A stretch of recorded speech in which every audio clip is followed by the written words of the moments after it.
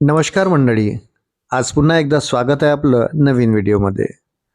मंडळी, यावर्षी पंचांगानुसार फाल्गुन महिन्याची पौर्णिमा तारीख 3 मार्च 2026 रोजी येईल आणि त्याच दिवशी संध्याकाळी 6:08 ते 8:35 दरम्यान होलिका पूजा केली जाईल.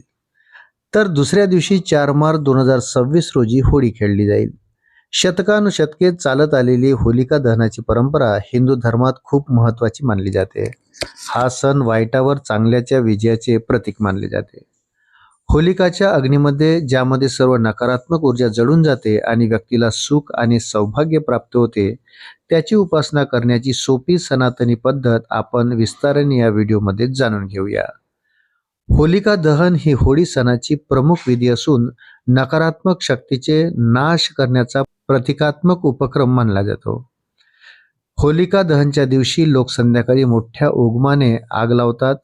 पूजा सुरू करण्यापूर्वी घर स्वच्छ करणे आणि देवघर सजवणे आवश्यक असते. काही लोक जमिनीवर गाठलेल्या लाकडाच्या ढिगाऱ्यावर पवित्र राखी किंवा धान्य ठेवतात. त्यावर होलिकेचे पुतळे, हलक्या रंगाचे पोशाख घातलेले राख आणि लाकूड ठेवले जाते.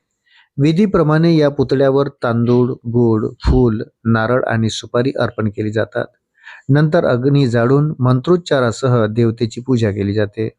प्रमुख मंत्र म्हणून ओम अग्ने स्वाहा किंवा ओम होलिकाय नमः यांचा उच्चार केला जातो. पूजेत होलिकेच्या अग्नीत आपले वाईट विचार, राग आणि नकारात्मकता अर्पण करण्याची श्रद्धा असते.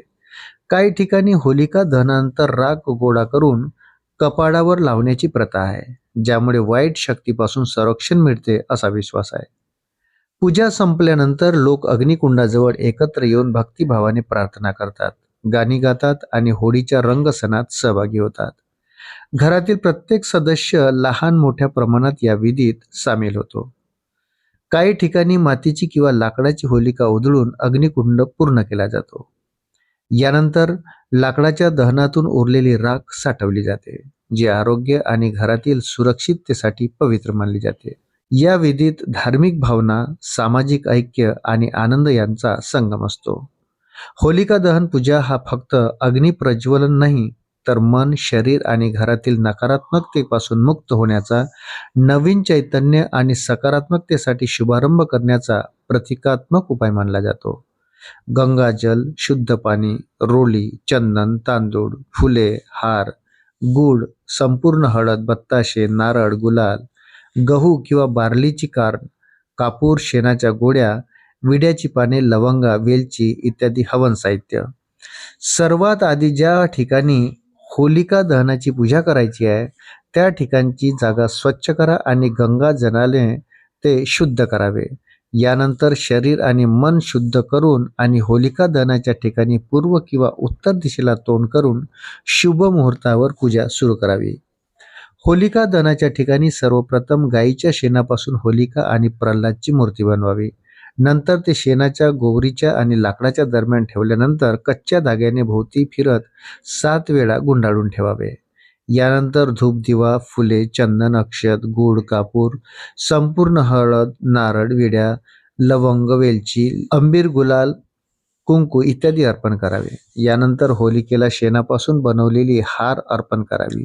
याशिवाय होलिका दहनाच्या वेळी पूर्वज, हनुमानजी, शीतला माता आणि आपल्या कुटुंबाच्या नावे 4 हार अर्पण करण्याची तरतूद आहे. यानंतर भगवान नरसिंह देवाचे ध्यान करताना होलिकेला अग्नी दिला. होलिकेला अग्नी दिल्यानंतर आपल्या कुटुंबाला गहू, बार्ली, गुलाल, शेणाचे गोवडे आणि शुद्ध पाणी अर्पण करून 3 वेळा प्रदक्षिणा घालावी. होलिका दहनाची राख थंड झाल्यावर प्रसाद म्हणून कपाळावर लावा आणि घरी घेऊन जा. हिंदू मान्यतेनुसार गरोदर महिला, नवजात मुले, मासिक पाळी होणारी महिला, नववधू आणि सासू, सून यांनी एकत्र होलिका दहन पाहू नये. होलिका दहनाच्या वेळी होलिकेसोबत भक्त प्रल्हाद आणि त्याचे आराध्य देवता नरसिंह भगवान यांची विशेष पूजा करावी. होलिका दहनाच्या पूजेच्या वेळी व्यक्तीने 3 वेळा प्रदक्षिणा घातली पाहिजे. हिंदू मान्यतेनुसार एखाद्या व्यक्तीने संध्याकाळच्या शुभ वेळी होलिका दहन पाहिल्यानंतरच जेवण केले पाहिजे. होलिका दहनाच्या दिवशी व्यक्तीने संपूर्ण कुटुंबासह फाल्गुन पौर्णिमेच्या चंद्राचे दर्शन घ्यावे आणि त्यांची पूजा करावी. मित्रांनो, व्हिडिओ जर आवडला असेल तर व्हिडिओला लाईक करा आणि आपण जर चॅनलवर प्रथमच भेट देत असाल तर कृपया चॅनलला सबस्क्राईब करायला विसरू नका.